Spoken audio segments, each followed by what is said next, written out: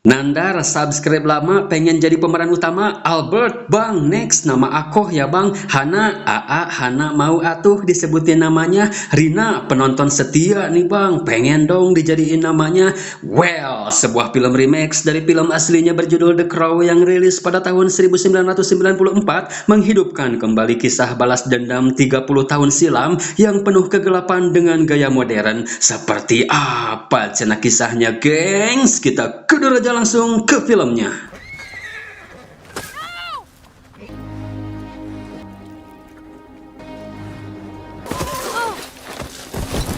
When someone you love dies, you will know emptiness.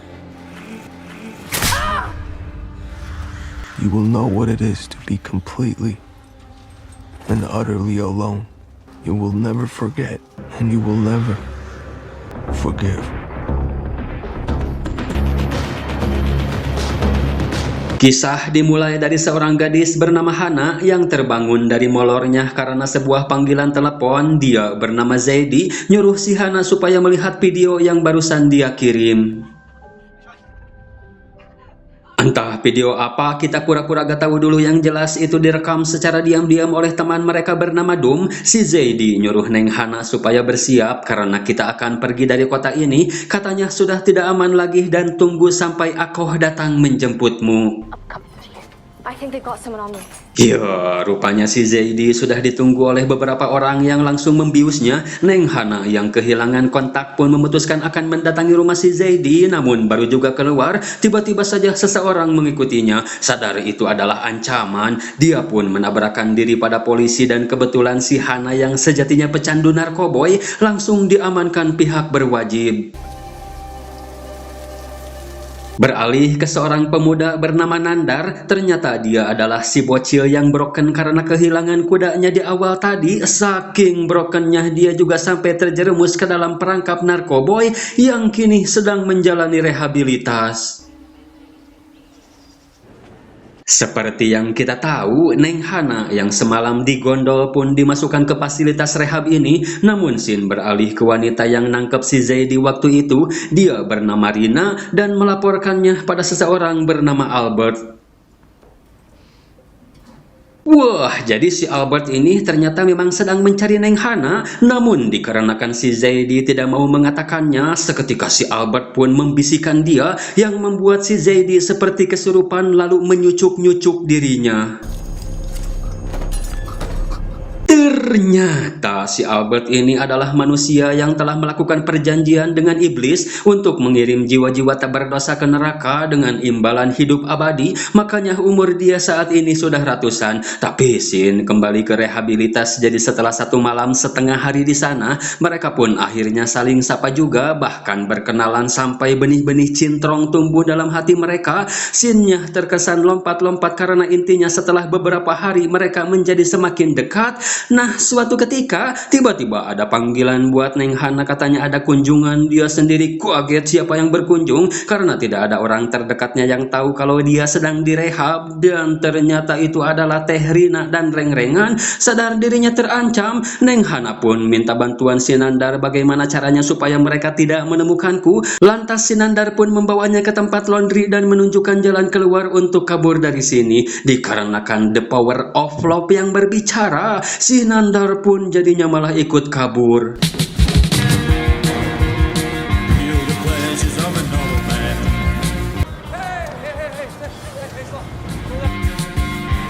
I've got the spirit of the way. Lose the feeling, take the shock away. I bet you do. Who were those people? Singkat waktu, mereka berhasil kabur dan membawa si Nandar ke rumah tempat bersembunyi Neng Hana. Jadi rumah ini tuh memang disiapkan si Zaidi untuk si Hana bersembunyi. Meskipun Bararau Hasim karena belum mandi-mandi, mereka tetap melakukan challenge untuk memasukkan benang ke dalam jarum.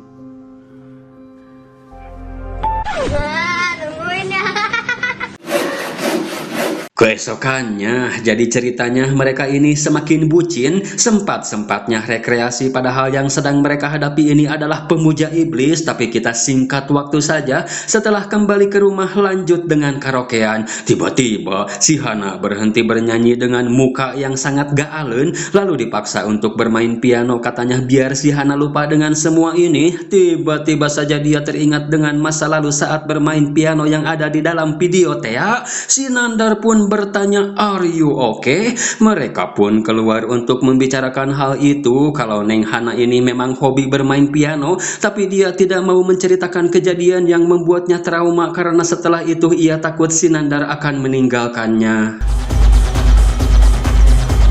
Jadi untuk mencairkan suasana, mereka pun memutuskan ajab-ajab dulu, tapi Neng Hana tiba-tiba dihampiri si Dum memberitahu Neng Hana kalau si Zaidi sudah wafat. Mendengar hal itu, si Hana pun memutuskan untuk pergi menuju ke tempat si Dum. Terlihat ada banyak patung yang dibungkus plastik di sana. Sabot ngunci pintu, yang ternyata di dalam sudah ada Teh Rina sedang ngabekem Neng Hana hingga almarhum. Begitu juga dengan si Nandarnya, namun tiba-tiba TKP berada di dalam air. Si Nandar yang mencoba menggapai Neng Hana tapi tidak kesampaian karena Neng Hananya malah semakin tenggelam.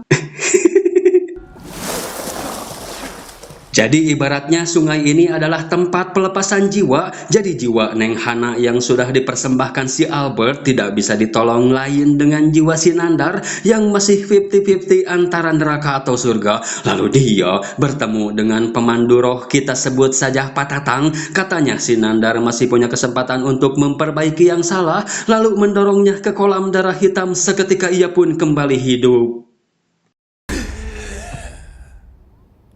Jangankan jiwanya, jasad Neng Hana saja tidak nampak. Dia pun sedikit ngehuleng sambil mengenang saat-saat bikin tato bersama. Yang tidak lama dari itu muncul satu anak buah si Albert yang ditugaskan untuk mencari HP Neng Hana, dan dia adalah polisi yang menemukan jasad si Zaidi kala itu. Ya, anehnya setelah kembali dari alam arwah, si Nandar ini jadi sangat kuat. Ditusuk-tusuk pun juga tidak mempan. Alhasil si polisi itu harus tiwas. Setelah itu luka berat yang dialami si Nandar seketika sembuh dengan sangat amat cepat. Saat melewati jembatan, si Nandar melihat Neng Hana yang akan terjun, tidak sempat mencegah, dia pun nyusul. Lalu tiba-tiba kembali ke alam arwah. Dengan kata lain, si Nandar ini telah mati untuk kedua kalinya. Kali ini si Nandar pun kepo siapa dirimu sebenarnya, tapi dia tidak memberitahunya. Yang jelas Patatang mengungkapkan kalau orang yang membunuhmu itu tidak layak berada di duniamu karena dia telah melakukan perjanjian sesat dengan iblis. Bunuh mereka semua maka kau akan mendapatkan kehidupanmu kembali, termasuk Neng Hana. Katanya dia juga bisa isbek. Tapi si Nandar di sini masih bingung, sebenarnya aku ini bisa mati atau tidak? Jawabannya, kamu tidak bisa dilukai karena bisa meregen luka dengan sangat cepat, tapi masih bisa merasakan bagaimana sakitnya ketika terluka. Sedangkan mengenai kematian itu tergantung pada hatimu. Selama kamu masih memiliki cinta yang tulus suci murni terhadap Neng Hana, maka kamu tidak akan bisa mati.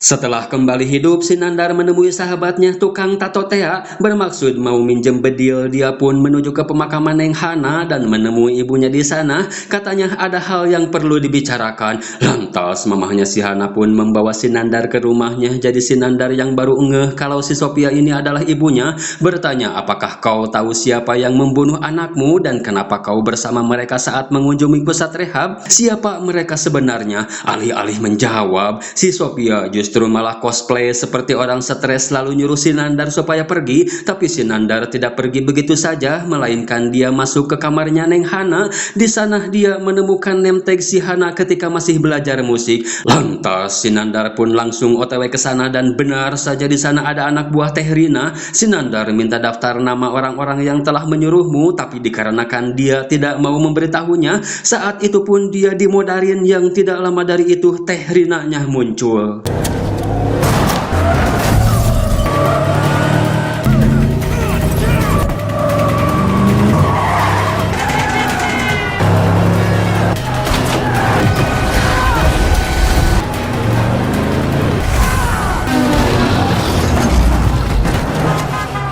Si Albert mendatangi si Sophia yang ternyata dia memang mengorbankan Neng Hana untuk ditukarkan dengan kekayaan. Tapi si Albert dengar-dengar kau baru kedatangan seorang tamu, siapa dia dan apa yang dia inginkan?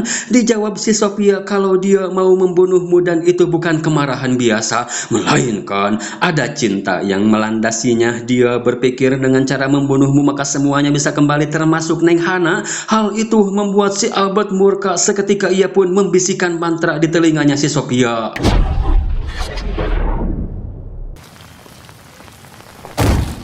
Udah automoder, gengs. Kalau sudah dibisikin si Albert, dia pun langsung menghubungi Teh Rina memberitahu kalau si Nandar punya kekuatan bisa lolos dari kematian. Cari dia dan bawa ke hadapanku. Si Nandarnya itu sendiri menemui si Dom mengira kalau dia adalah bagian dari mereka. Disinilah akhirnya si Nandar tahu kalau orang-orang yang kamu temui yang mengejarmu itu semua adalah anak buah dari orang bernama Albert. Tanpa tahu duduk perkaranya, si Dom berkata, andai saja tidak merekam video itu, mungkin ini semua tidak akan terjadi. Hal itu membuat si Nandar kepo video apa yang kamu maksud. Tapi si Dom nyuruh si Nandar untuk melihatnya sendiri di ponsel Neng Hana yang ia umpetin karena tidak menginginkan ada orang lain yang tahu. Si Nandar pun pergi ke rumah si Zaidi, tempat persembunyian si Hanatea, untuk mencari ponselnya. Jadi video itu adalah detik-detik Neng Hana membunuh seseorang yang padahal itu pasti atas pengaruh ceramah no jutsu si Albert yang membuat si Nandar jadinya salah paham. Seketika ia pun menjadi ilfil, rungkat dan galau berat menganggap kalau si Albert CS membunuh Neng Hana karena Neng Hana duluan yang telah membuat masalah. Hal itu ia ceritakan pada temannya si tukang tato, tapi tidak lama dari itu orang suruhan Teh Rina datang ke sana.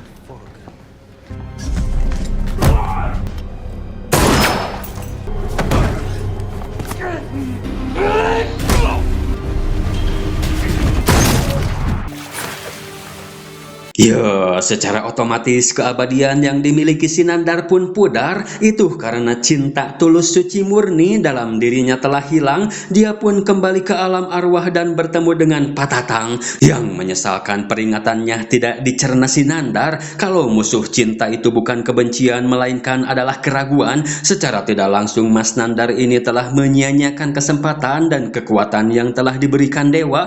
Jadi cukup sampai di sini saja. Mungkin jiwamu belum berakhir, tapi tidak dengan Neng Hana. Selamanya dia akan berada di neraka. Mine for hers. My soul for hers. Sekalipun menukar jiwa itu masih tetap tidak bisa, tapi rupanya perkataan si Nandar ini terdengar oleh dewa yang memberi isyarat penukaran jiwa telah disetujui. Ia pun diberikan darah hitam murni untuk mendapatkan kembali kekuatan dewa. Bukan hanya itu, si Nandar juga bisa berpindah antar dunia tanpa memerlukan kolam darah hitam lagi.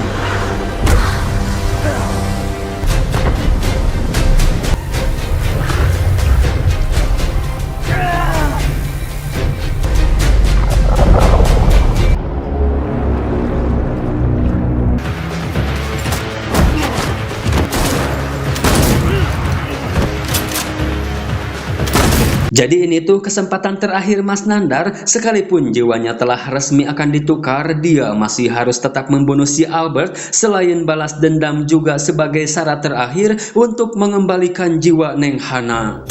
Si Albertnya sendiri sedang mengadakan pesta besar di saat gemerlapnya pertunjukan seriosa. Disitulah si Nandar datang untuk membantai seluruh anak buah si Albert.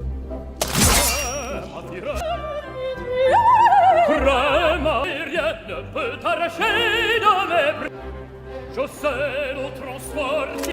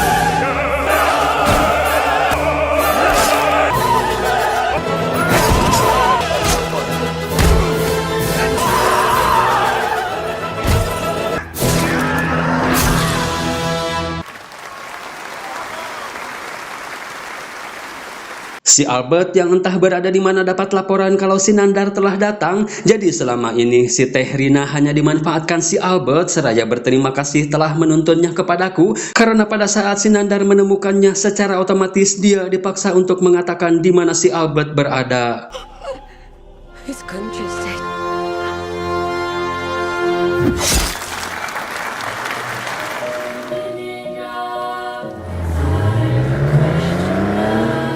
Sesampainya di kediaman si Albert, jelas dia santuy saja, tidak hariwang sama sekali, dan melukai dirinya sebagai bukti kalau dia adalah manusia normal tidak sepertimu. Perlu kau ketahui, cenah dengar-dengar kamu bisa mengembalikan Neng Hana yang kini sedang siduru di neraka. Diperjelas si Albert kalau itu mustahil karena jiwanya telah terkutuk. Memberitahu si Nandar juga kalau yang di video itu tidak seperti yang kamu pikirkan, yang ternyata si Albert hanya mengalihkan perhatian saja. Dia pun membisikkan si Nandar lalu menyerap kekuatannya via darah hitam. Namun kebersamaan mereka berdua taunya si Nandar tentang pengaruh bacot si Albert. Terlebih kudanya juga seketika berdiri. Hal itu membangkitkan keedanan si Nandar.